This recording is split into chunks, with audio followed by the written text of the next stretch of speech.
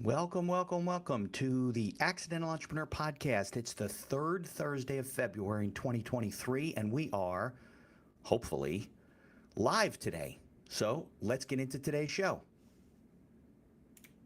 The information provided in these episodes is for entertainment purposes only. It is not guaranteed success or to be construed as advice of any kind. You should always seek advice from local licensed professionals before making any decisions. The dictionary defines an entrepreneur as a person who organizes and manages any enterprise, especially a business, usually with considerable initiative and risk. People often start a business without much choice, perhaps due to a job loss or just being dissatisfied at work, and they come up with an idea they just know can be successful. They become entrepreneurs by accident. That is to say, their success or failure happens by accident, not with intention. My name is Mitch Beinhacker. I'm a corporate attorney and a business advisor. You're listening to The Accidental Entrepreneur, my podcast about how to achieve success on purpose, not by accident. Join me along with our monthly guests, where we share our knowledge and help you get a hold of your business. And now on to today's episode.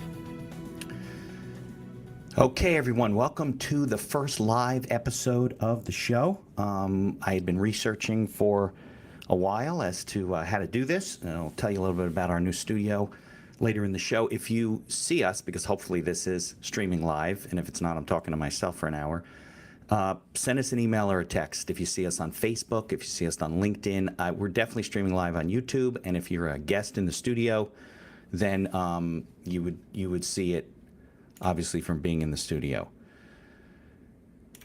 Okay, so we're changing up our concept. It's been about 4 years with the podcast, so we're going to be doing a few less episodes a month, along with the live episodes. So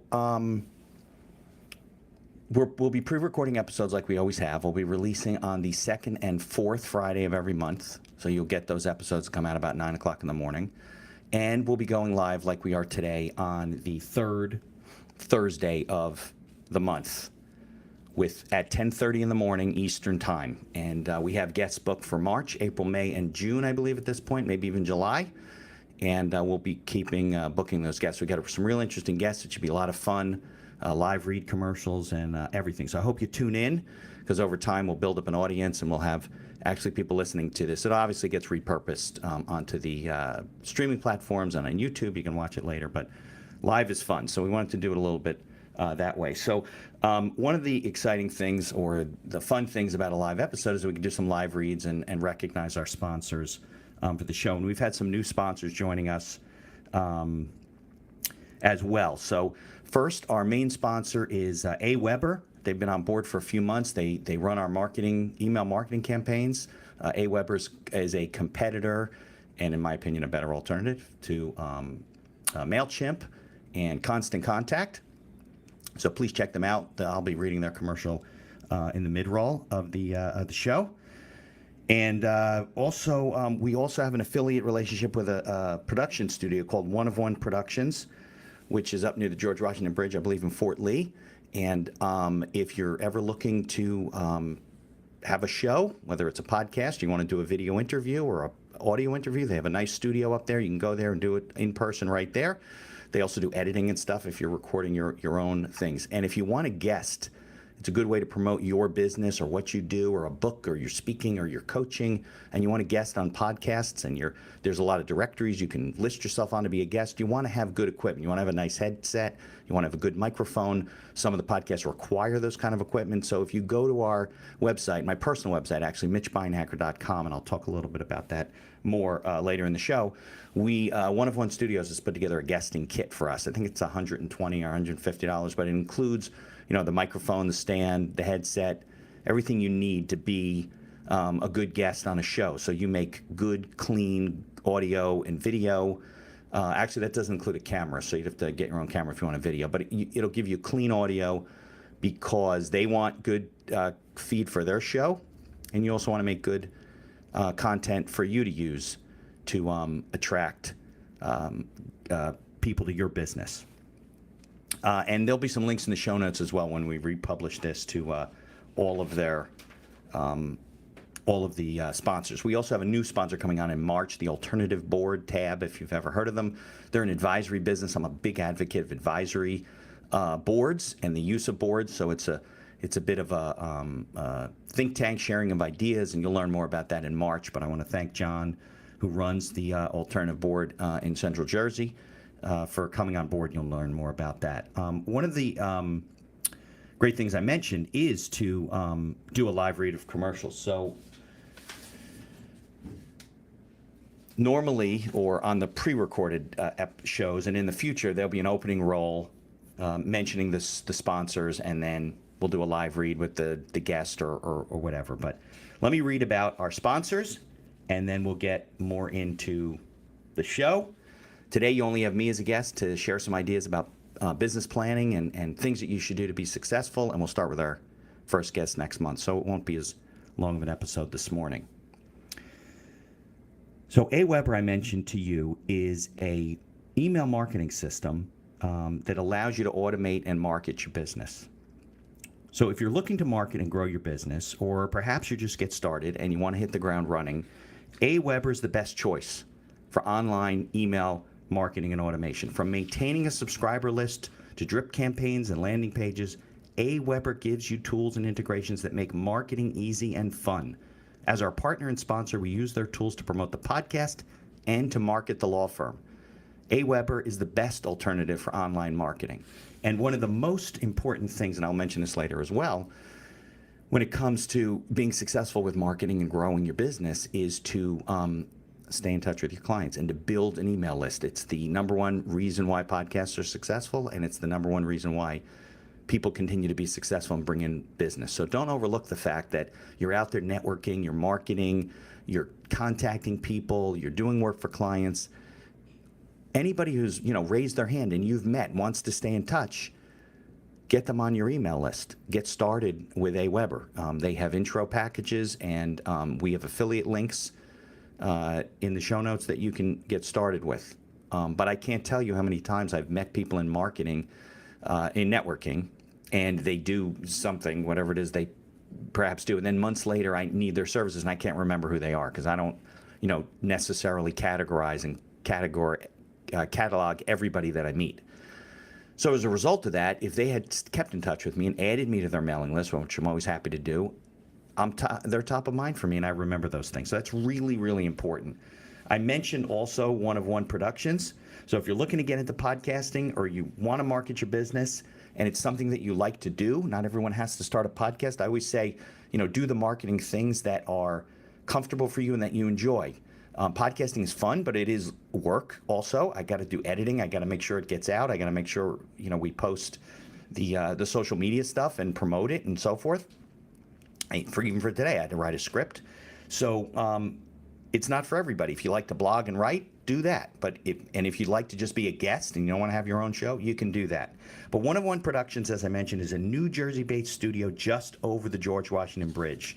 They cater to the booming business of podcasting. They offer a comfortable atmosphere using the latest technology to record your podcast, and they offer a full service. They are a full service media company offering both audio and video production services, creating both audio and video podcasts, as well as video shorts for business and personal use. So I mentioned before, if you record your own podcast, video, audio, you can send them the feed. They'll do the editing for you.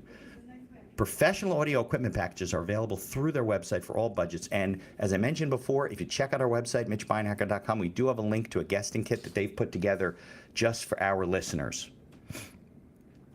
So it's been almost 4 years to the day that I started the podcast, back in February of 2019, I believe. And I've spoken to business owners, influencers throughout the world. And, the goal, everybody asks me why I do this, besides the fact that I enjoy it, and it is my marketing, the main crux of my own marketing, is because as a business lawyer for over 30 years, I have met with and worked with obviously hundreds of business owners and hundreds of clients, helping them get started, helping them continue to operate, deal with problems. And a lot of times, and too often, business owners struggle because they don't do the fundamental things that they need to do to be successful, or at least to increase their chances of success, and see the problems coming down the road. And usually when there's a major problem, or they have to shut down, or they have to go in a different direction, it's because they didn't see that problem coming. So the goal of the podcast, and it took a while to formulate, but with the interviews that I do with all of our guests, is to, to share their stories, to share their failures, to share their success, the things they did, the lessons that they learned, and the advice they have. And as our tagline says, to share their stories and help other people get a hold of their business. That's really the goal of the podcast, and it continues to be that. And for me, as a host, I can let the guests make the content, tell their story, and it allows them to market their business, it allows me to market my business, and allows us to share good content and keep bringing that to you. And that's one of the reasons why we're switching to this new studio, to be able to bring higher quality content to people, and obviously with the live stream and all this exciting stuff. But that's why I do it, and why I will continue to do it. Hopefully we'll be getting on, 8-10 years, we'll still be doing this thing. So I told you I wanted to mix it up a little bit, and we switched our studio. So we no longer do this on Zoom. We're now in a virtual studio called Riverside FM. If you are on the, if you're in the audience, you probably see that you're through Riverside is where the live studio is. And we do our pre-records through there as well. But it allows me to, like you probably heard the opening, allows me to add in sounds. It allows me to something like that, go into commercials and do stuff like that. So I don't have to edit that in. If you watch any of our older videos, they're just raw videos. There's really no editing. The editing all goes on the audio version, not on the video. So I had mentioned that we have guests. I wrote it down. March, April, May, and June, it looks like. And if you know of anybody who's interested in being a live guest, please have them reach out, or they can contact me through Podmatch, or that's probably the best place. Or you can go to the website. MitchBeinhacker.com is where the podcast is, and I'll explain that in a minute. So I thought I'd talk to you today about what are the things that makes business owners, the things that I've seen that make them successful from all the interviews I've done and all the hundreds of businesses that I've worked with. Before I do that, let me get a little bit into, I mentioned a personal business site, and some things are going on my world, since it's my podcast. And then we'll get into the advice for you as a business owner. Then we'll probably hit 15-20 minutes, and we'll wrap it up for today. So it'll be a short episode. So the podcast was kind of getting lost in the law firm, in my opinion. And it's not all, it's not about legal. It's about business. Little bit of an overlap. So I broke it out, and the Beinhacker Law site is my legal site, right? So it includes all of the, business owner services, commercial real estate, estates and trust work that I do. You can learn about our services. There's some online services. There's information. We have a blog on there, which has got a few articles, and that is growing. And that blog will include things like we'll put articles out on advanced tax strategies for high net worth individuals, professionals, and business owners. We'll put some things in about things to do to be successful and avoid legal problems over time. But then, so what I did was I broke out the personal side and created MitchBeinhacker.com, which allows me to a little bit better highlight. First of all, it allows me to highlight my advisory services, right? So I advise businesses, and I'm always available for a free consult to talk about it, who may be outside of my jurisdiction as a lawyer, but I advise them and guide them and coach them, let's say, although I don't really consider myself a coach, in the outside of the jurisdiction of New Jersey. So I wouldn't be acting as a lawyer. I can't do that. You have your local counsel. I can interact with your local counsel. But I'm there to guide you and help you along the way because, I have 30 years of legal experience and I have 30 years of business experience in that regard. Also, I have several ebooks. I have a new book coming out hopefully in March or April. Talk about that in a minute. And that will be available on the personal site. Any podcast guest hosts that I did, guest shows, interviews, presentations I made that were able to capture because they were on Zoom and they were recorded or going on there. And I'm also available through that site for speaking engagements, either virtual or in person. There may be fees that apply, especially if it's in person, but call me. I'm available to talk at no charge, and you can ask me any of those questions.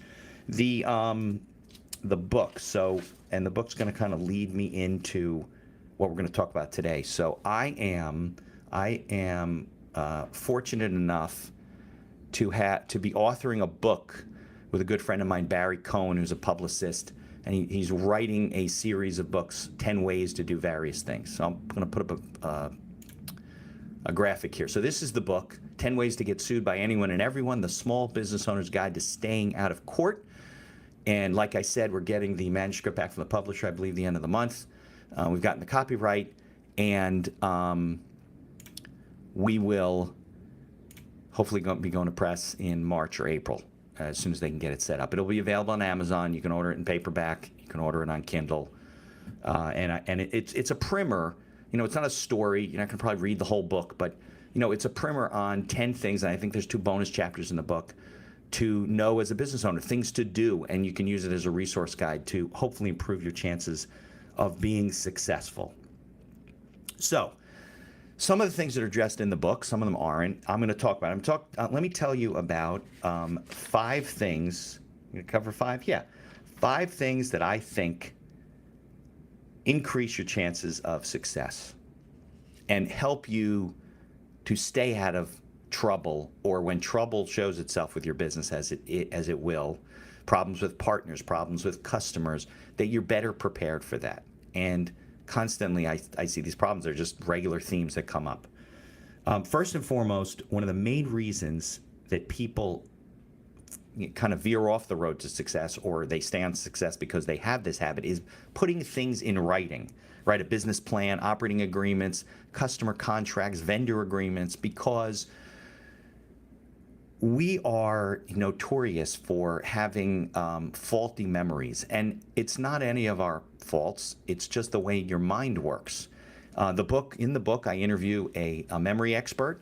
As a matter of fact, I think we're going to put out an excerpt from the book with an article in a blog on that, about memory.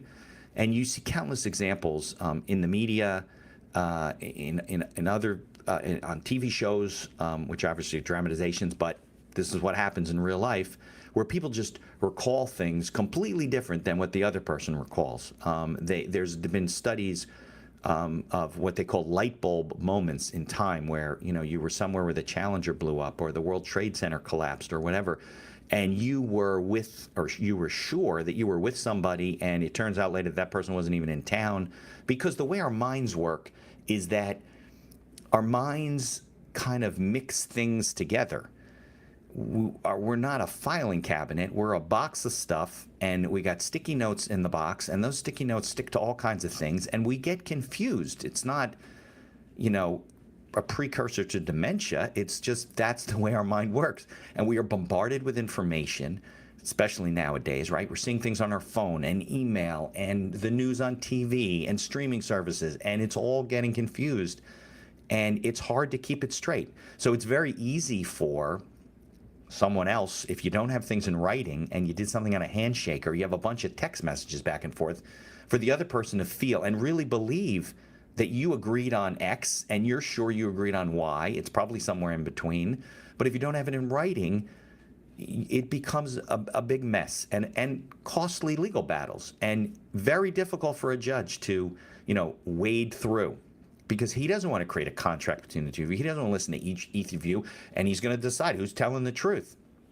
And if you don't have it in writing, and maybe you're more of the controlling party because, you kind of made the deal and they kind of working for you, judge may hold that against you. So it's really important that you put, what I call governance documents, operating agreements, bylaws, articles of incorporation in writing, right? So who's doing what in the business, what kind of liability you have, who can, obligate the business. What happens if you want to break up, or one of you dies, or, you become disabled and you can no longer work in the business.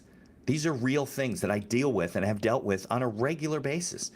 And when partners want to break up because they want to go their separate ways, even with small businesses, they're arguing over everything. The smallest of things, because first of all, it's an emotional time, and second of all, they want to take as much as they can to go on with their business, right? And nowadays, it's not just the computers and the office supplies and things like that. We have all kinds of digital assets. We have pictures of the work we did. If you're a designer, or you're a baker, or you're a You create some sort of intellectual capital, and you want to take the pictures with you, or recipes or things like that, and it becomes a really, really difficult thing to deal with. And if you don't have as much leverage over your partner, they got more leverage for whatever reason, they got more money than you do, or they got more backing, I don't know, whatever it is, you're going to be at the short end of the stick. Same thing with dealing with vendors, dealing with customers. You must, if you're dealing with vendors, obviously, you normally deal with contracts, right? You have written agreements that say, hey, if you send it to me and it's wrong, I get to return it, all kinds of stuff. If we have an argument, we go to arbitration maybe, whatever. With customers, I find that especially small business owners, a lot of them have difficulty with dealing with customers in a written agreement. They feel that they are somehow whipping this thing out, and which is certainly not a way you should be looking at it to begin with, and it's an uncomfortable situation. So if you are doing this not as a hobby, right, but you're doing it for a living, it's your business, you're a professional, you're a consultant, you're another kind of professional, or whatever you're doing, for you to not do it with, like, professionals do things in writing. They have contracts. There's industries that require that, right? We know real estate requires it. As a lawyer, I have to have a retainer letter, an engagement letter signed by the client. It's an ethical responsibility of mine. That's true for other professionals. And that is the way professionals do business. So if you're going to be serious about it, you can't go to the judge and say, well, Your Honor, they owe me money and this is the terms, but I was really uncomfortable to ask them to sign an agreement, so I didn't have them do it. Well, the judge is going to say, well, I'm sorry about that, but he's going to hold it against you, and because you really need to do things like a professional. I think people respect that ultimately, and they respect you being and expect you to be a professional. Like, it doesn't surprise people that I need a signed retainer agreement, because they expect that from a lawyer.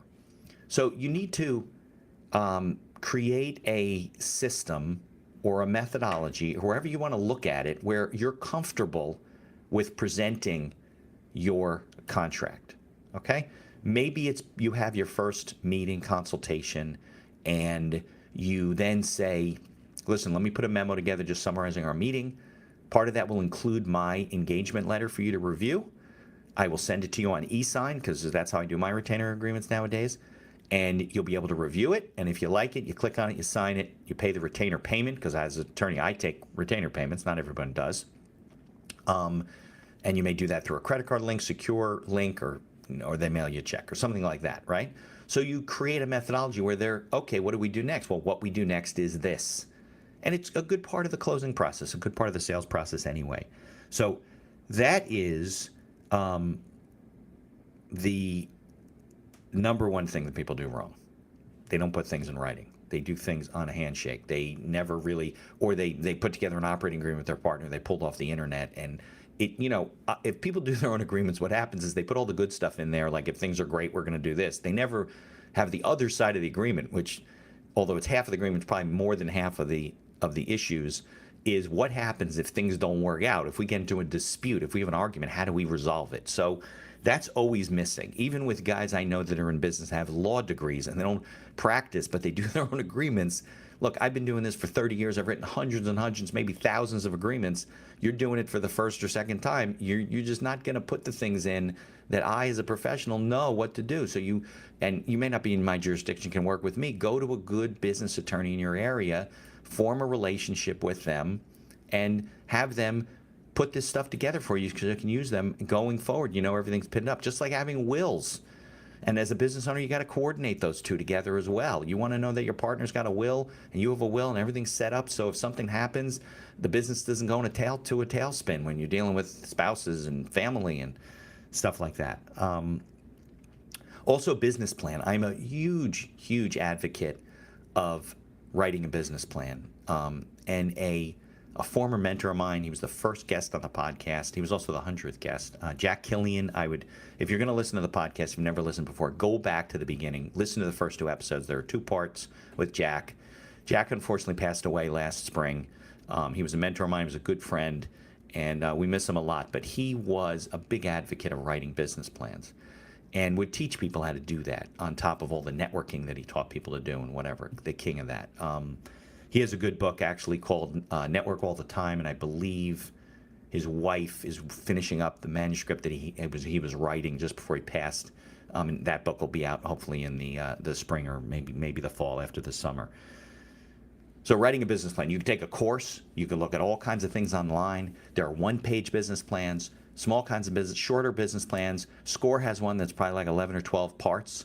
I have a template. If you reach out to me through MitchBeinecker.com or Beinecker Law, you can pick up a template. I have boiled it down to basically 4 parts, which I'll probably cover in a blog article or something like that. But there are, ways to do it where it doesn't have to be charts and graphs and all kinds of, colors and numbers and things like that. You just do the basics and get started. Your business plan is not something that you write and never go back to. It should be a working document that grows with your business.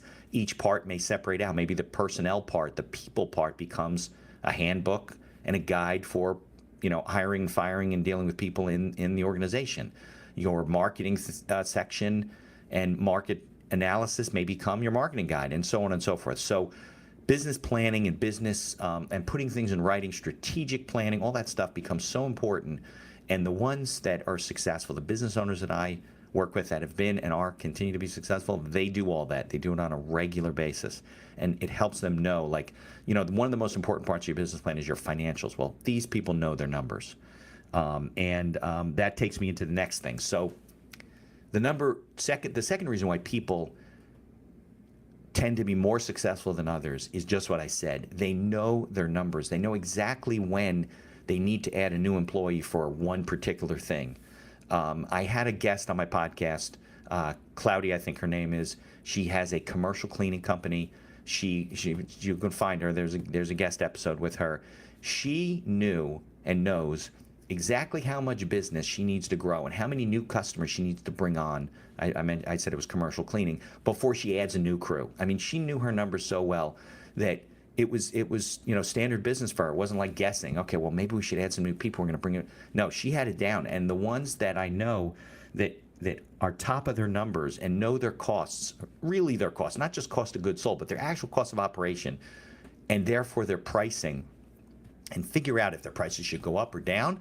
Obviously, some of those are market sensitive, but if the market is at X and you are at X plus in terms of cost and you can't charge more than that, well, you got one of two choices. Either you got to figure a way to operate less expensively, or maybe your service is more upgraded than the other services and you can justify the higher price, and it allows you to differentiate yourself in the marketplace and niche down and just service a very specific part of the market. So that is the second reason. And financials and numbers are so important because they really reveal a lot of the problems that may be going on with your business and some of the roadblocks that are up down the way that you don't see. Cash flow has a way of hiding a lot of things. And during the pandemic, a lot of people woke up to the fact that their business was simply a business of cash coming in and going out, and they were paying bills and they were behind, and then they would take care of their families and they'd pay their own mortgages and pay their bills. And if everything just stopped and the cash stopped coming in and the bills kept going, things would come crashing down. And that's what happened during the pandemic for a lot of people, especially in the food service business and other businesses like that. And some of them were very creative and resilient and knew exactly what they needed to do to cut back and to deal with, and they needed this and that. Some of the people that I know struggled, and they weren't able to. Somebody told me that I'm echoing. See if I can fix that. And they weren't able to bounce back. The word resiliency, I think, has become a big word coming out of the pandemic. How do you deal with this next time? Some people just, completely switched their business online. They adjusted, let's say, their restaurant to deliveries, to pick up, screening so people could pick it up with a mask and get this and that. And I had a friend who has actually he was a guest on the podcast too, my friend Mario, who's got several businesses. One of them is a martial arts studio, and he went right online. So because kids weren't coming in, so How do you do that? And gyms did that too, personal training gyms and stuff, some of the ones that were very resilient. So it's important that if you know what your numbers are and you know what your costs are, that you can make those shifts.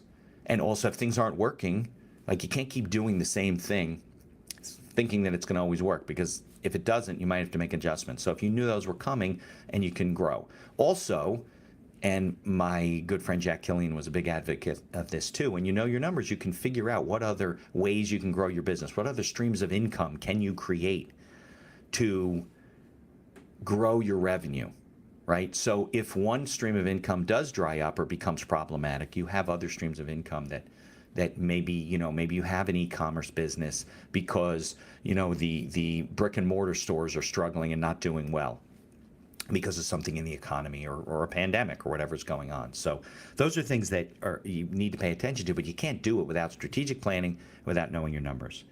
The third thing is knowing your market and your customers. And not all these are in the book, by the way. Some of them are just business related. They're not legal. I don't think this one's in the book. But knowing your market and your customers is so important. And it sounds like, right, just, okay, you got to know your market. But so many business owners, just like their numbers, don't really know what their customer wants, why the customer is doing business with them. They believe that they know. They're sure they know. But if you don't ask, and you don't constantly test, and you don't get feedback, and you don't ask for client reviews and client suggestions, you will be wrong. As a lawyer, I don't say things very definitively, but my experience is I've interviewed more than 250 people on the podcast, and I've worked with hundreds and hundreds of businesses. Nobody is correct about why their customers do business. They may be partially correct, but at the end of the day, there's always different reasons why people do business with you, and you need to know. I had a guest on the podcast. Her name's Ivona. She runs a corporate gifting program. So she works with corporations. She just doesn't, you can't just order like pens with logos from her or mugs or something. She runs corporate gifting programs. We're going to get a little bit into keeping in touch with your customers in a minute. But she looks for customers, and she's very niche oriented, which is very good. It's good to niche down from a marketing standpoint. People think that narrowing their marketplace actually reduces the amount of business they get, but it's totally the opposite. So if you talk to anybody about niching down in your industry, it's a very good way to go. Become an expert in one niche, one type of client, so forth. She wants to work with corporations that have the resources and the interest in keeping in touch and regularly sending gifts to their customers. So she would build a special program for each of her customers. She did this when she started her business, because her business was going through some iterations she couldn't figure out. She started interviewing and talking to every customer and every person she could find, and continues to this day to ask why their experience was good or bad. What should she do differently? Why did they do business with her? What are the needs of their customers? And constantly asking that. And I think first, the customer appreciates that. And also, she's always able to adjust things. She's never caught off guard as to, why her customer does business and you find out you're wrong. She won't let that happen. So you should know your customer. And when you're getting started in business, I find that business owners, entrepreneurs, startups, they don't ask enough people. They talk to 5 of their best friends who probably aren't telling them the truth, not because they want to hurt them, but because they look at things good like their friends. So they're supportive, right? We're all supportive of each other, and it's just nature of things. You want to find some people that'll be brutally honest with you. You want to find a lot of people. If you ask 5 or 10 people, might not be enough. You got to ask 20, 30, 40, maybe 100 people before you get enough consistency with the feedback that you get about the business that you're trying to create. And just because you think it's a great idea, I say this all the time, does not mean that it should be a business. Or maybe you're not the one to execute it. Maybe you need some other people. Maybe you need some other personnel. Okay? I have several clients who are entering the cannabis space now, and they have and one in particular is a good friend of mine and a very good client of mine, and she is a student of the business and is jumping through hoops to get her business going and is really, really knocking the cover off the ball. But she recognizes that she's never done this before. So she went out and brought in professionals on a fractional basis, like an operations person and a consultant to help with the licensing and so forth, and I'm helping with some of it on the general business side. And because she's not going to leave it to chance to say, oh, maybe I can pull this off. No, she wants to be successful, tremendously successful. So she's bringing in the people who have the success and experience so she can learn as we move forward with the company. So it's very important that you realize what your shortcomings are and what skills you bring and what you don't bring. And it doesn't mean that you can't do the business. You just might have to find the person. But maybe sometimes it means you shouldn't do the business. It's going to be too much. Or maybe you have a great business idea and you can't make money doing it. So then it's just a hobby. So enough said about that. I got two more, and this is actually going longer than expected, which is nice. We're up to 35 minutes already.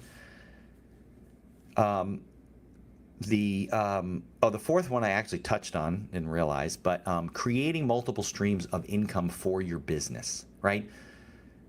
A business cannot survive alone on one product, on one service. The reason being is that things change, right? The one constant we know that is true is that things are not constant, right? Bit of an oxymoron, but things will always change, and the people that recognize that they have to deal with change and they have to be adjusting to that. I think the word is morphogenic versus morphostatic. Morphostatic people are on the train tracks, right? And they do everything they can to stay on the train tracks, even though there's a bridge up ahead and the bridge has collapsed and they're going to stay on the track. Morphogenic people will adjust, jump the track, go in a different direction, take a fork, and are testing and constantly looking for that. But the people that, if you can build your business up with multiple streams of income, you protect yourself a lot. I'm a big fan of subscription-based services, of recurring income services. So, for example, maybe you're a consultant and you do a lot of consulting in certain industries, and you're looking to branch out into other industries. But as you grow, you may want to have some clients on retainer, so you have regular income, and some clients where you do project work, stuff like that. And then maybe because you're an expert, you start speaking and you get fees for speaking. Maybe you write and publish articles and you get fees for that, or you create a newsletter and people subscribe to the newsletter. I mean, there's different ways that you can build up. Some of them you can do for free, or some of them you'll be able to charge for. My business, for example, is a traditional legal practice, but I also do have a retainer program. It's on the website. I call it shared general counsel, right? Because most small business owners can't afford to have their own attorney on staff. Even for larger businesses, might not make sense. They don't need a lawyer sitting there 24 hours a day, 7 days a week. So I have different packages for small business owners to have me on retainer, to work with them, and then I have recurring income. And what it does for the client actually is more so than it does for me. So I have recurring income, but it allows me to know your business. So if you get a letter in the mail or something happens, I already know what your operating documents are and that they're in place and they're correct. I know that your wills and trusts are cleaned up and everything's in place because I did them. And I know what your business is, so you don't have to go, you get a demand letter from somebody threatening you with something, you go to a lawyer. Lawyer's got to spend 15 or 20 hours just getting to know your business, reading things, checking on your documents. They see things aren't in place, you're not protected, you don't have the right insurance. I do all that for my clients, and I do it based on different packages, which give you, a certain amount of hours and email consulting, and then different levels of discounts on top of additional services for that. So it works well for me and it works well for them. So subscription-based businesses, definitely something you should consider if you can in your particular industry or area of expertise. So the last thing I'm going to talk about, and it is it's a great idea. And it is I was on a podcast yesterday as a guest, The Millionaire's Lawyer. I guess it'll be published soon. And he asked me, what's the number one, marketing and business development, non-legal thing that people should do to be successful? And the answer was they need to keep in touch with their clients. But more specifically, the key is to build, and I was mentioning it before when I was talking about AWeber, our sponsor, to build an email or a marketing list, right? A mailing list. In the old days, it was postcards and newsletters and stuff like that. It was a lot more labor intensive. Now, with the advent of email and the internet and all these automated services, you can very easily build an email distribution list and keep track of or keep in touch with your customers, not just your customers, anybody who knows your centers of influence, marketing partners, networking partners, anybody who knows you want to get them on your list, right? And we have several thousand on our list, along with, contacts through LinkedIn or whatever. But if you have, and this is based on a book, my favorite book for business in the world is called The Referral of a Lifetime. It's written by Tim Templeton. It's a Ken Blanchard series books, if you know Gung Ho, some of those other books. And it's a parable. It's a story, I think, about a woman who is struggling in her business, and she goes to a coffee shop and she meets somebody there, and she goes through this series of meetings with different people and learning about how they keep in touch with their clients and what they do. And it 15, 20 years ago when I read the book, you were sending postcards and doing all these types of things. Now it's been adjusted for email, but it talks about the importance of keeping in touch with your clients, about recognizing your clients, about making them a champion of your cause, about showing you that you appreciate them, and keeping yourself top of mind. There's even a methodology in the book, and I think there's a sample letter in the book, for you to go back to all of your customers. So somebody said to me recently, well, geez, I haven't really kept in touch with my customers. What do I do? It's like embarrassing. Well, you go and you send them a letter, and you say, and you're honest about it. You say, you know what? We've evaluated some things. We've looked through our books, and we have not done a good job of keeping in touch with our customers. And we're promising from today on that we're going to always keep in touch and provide you with valuable information and stay connected on a going forward basis. So if it's a card, a birthday card, a holiday card, or email, a newsletter, an article, a podcast, whatever it is, you promise to keep in touch. And it's a commitment, okay? But the book points out, and this is simple math, that they say that everyone knows about 250 people, right? Everyone can pretty much make a list of 200 to 250 people that know you and you know them. Maybe don't do business with all of them, but you know them, right? If that's true, then just at the first level, if you take your 250 and each of those 250 know 250, you multiply 250 by 250, it comes to something like 62,000 plus people. Right, so just at level one, just by keeping in touch, and I told you we have thousands on our list. It's taken years to build it up to that. But just by keeping in touch with 250 people, and you may have more customers than that, I don't know, you are reaching more than 50,000 people, potentially, every time you send out an email blast.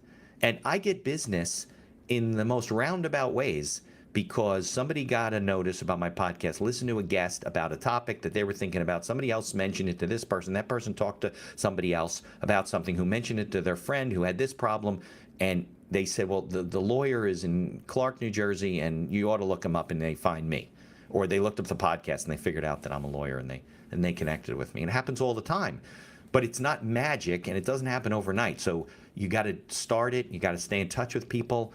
It used to be that, people need to hear from you 5, 6, 7 times before they recognize you. I think it's up to like 15 or 16 now before they realize like that you're actually in existence. So as they get things from you regularly, maybe once a week, once a month, probably more than once a week is too much, but it depends on your industry. They will start to recognize that you exist. I run into people all the time. Oh, I listen to your podcast. I see your blog articles. Whatever it is. I saw you speak and guest and whatever. But that took a while. It took 10 to 12 months before the podcast even was recognized on a regular basis. So a lot of that stuff is just you keep putting out content, you keep staying in touch, and that's the magic. The magic is consistency, and you don't do it haphazardly. You make sure that you put something out every week, whether it's a blog, a guest appearance on a podcast, some marketing piece that you need to do, post it to social media, and also keep in touch. So the keep in touch thing nowadays should be the email list, right? You blast out, plus whatever you're blasting out should also go on your social media channels. Facebook, LinkedIn, Instagram, Twitter, Pinterest, whatever, TikTok, YouTube, whatever you want to use these days, whatever fits with the industry that you're in and how you operate, whatever the services you provide. Maybe LinkedIn makes more sense versus Facebook. I think we put it out to all of the platforms, but I wouldn't second guess a lot of that stuff. So in addition to that, right, so a lot of people want to do, their own virtual marketing. They put things on the internet all the time. They're waiting for business, right? And they're like, I don't get any results. I put things on LinkedIn. I don't hear from anybody. Well, first of all, don't do it once. Like I said, you got to be consistent about it for a long period of time. Don't expect a lot in the first few months. But at the same token, you shouldn't be networking and not keeping in touch with people And you shouldn't be keeping in touch with people and not networking, right? They support each other. The marketing and the networking support each other. And I mentioned to you before that I go to events and I meet people. Well, when I meet people at events, now even back in person, and I come back with a stack of business cards, those business cards get put into a filter in my email system. I send a thank you. Hey, it was nice meeting you. Bob, I hope we can do a one-to-one chat, maybe grab coffee at some time. In the meantime, I've taken the liberty of adding you to our email distribution list, which you can opt out of any time. I hope that's okay, because I would like to stay in touch. And then my email system, and this is one of the nice features of Aweber, it has a automatic drip campaign of about 5 or 6 emails over about 4 or 5 week period of time that sends them emails to introduce them to the law firm, to the services I provide, to the podcast, to the advisory services, to the books, all that type of stuff, so they can get to know me a little bit better. So when we get together, we can talk a little, I've been getting your emails. And then they go on the regular list from there, here with the podcast and the blogs and, things like that, and the live shows and stuff like that. Some of that takes work. You got to build those systems in. You got to create the emails and the whole thing. But my system now takes, when the email is added, and by the way, there's also integration. So when I do online meetings, I get introduced to somebody. I have to have an initial consult. I send them a link to my online calendar. I use Calendly. There's several companies out there, but I like Calendly, but they're not a sponsor, so go wherever you want. And they book the appointment it'll be through Zoom. The system then takes their email, adds it to my mailing list, says, welcome to the law firm and the services, and they get to know about me a little bit before and or after we talk. So it's automatic. I don't have to worry about that kind of stuff. I'm very into automated systems like that. I also, on my CRM, that I track cases, when cases are closed, when matters are concluded. I take them from the pipeline and I move it to a reviews pipeline, which sends the email to Aweber, and Aweber says, oh, wait, we got this email. We have to send out a letter to people thanking them for their time and asking them to review us on Google, on Avvo, or whatever, and giving them some tips and pointers and things not to say from an ethics standpoint and stuff like that. Got that from a very good friend of mine, Nicole, down in Florida. So that's something you should do too. Build automation into your business. Also, it sounds a little funny, but categorize your clients. Maybe A, B's, or C's, or by industry or whatever. So, the A's are like the champions of your cause. They understand what you do. They refer you business.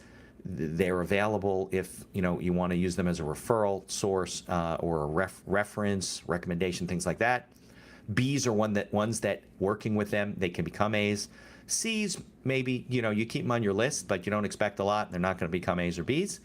D's, I would not put on your list. So that's a good way to do it. You also maybe want to tag things by industry, because maybe you want to send out a marketing email to a certain group of people, maybe just doctors as opposed to engineers or lawyers or something like that, or financial services people. I work with a lot of them, so they might get specific things directly versus other messages. So those are things to think about. You can do that with all these email marketing systems, especially Aweber.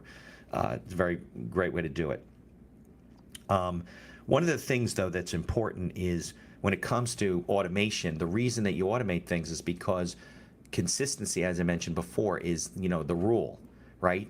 That you ever hear about the 80-20 rule, right? That 20% of your business comes from 80% of your business comes from 20% of your clients, which is true. You just don't know what the 20% is. So you got to keep in touch with them, which is why this is important.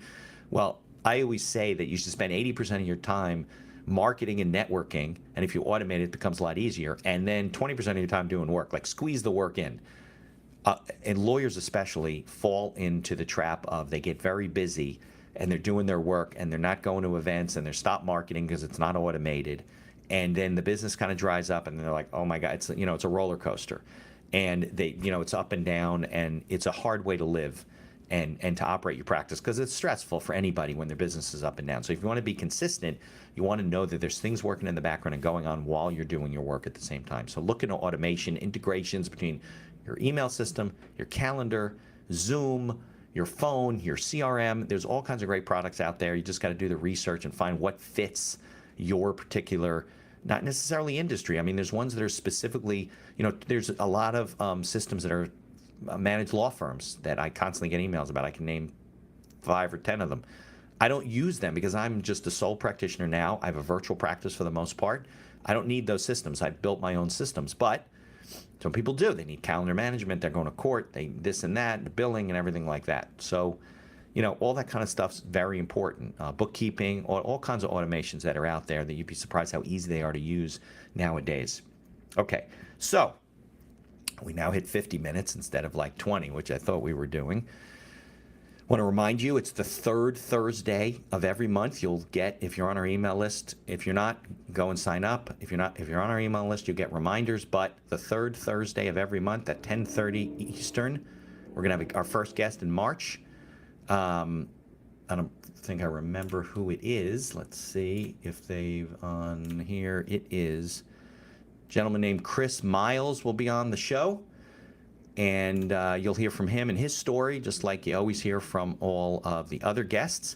If you would like to be on the show, please go visit MitchBeinhacker.com. You can put it in there. Tell us, why you want to be on the show, what you think you have to bring to the show, what you think would be valuable to you to be on the show. And we'll consider you. We do have a bit of a long waiting list, but, I'm always setting up pre-chat talks with people to discuss coming on the show. So we can set those up as well. If you have guests to recommend, I appreciate it recommending them to us.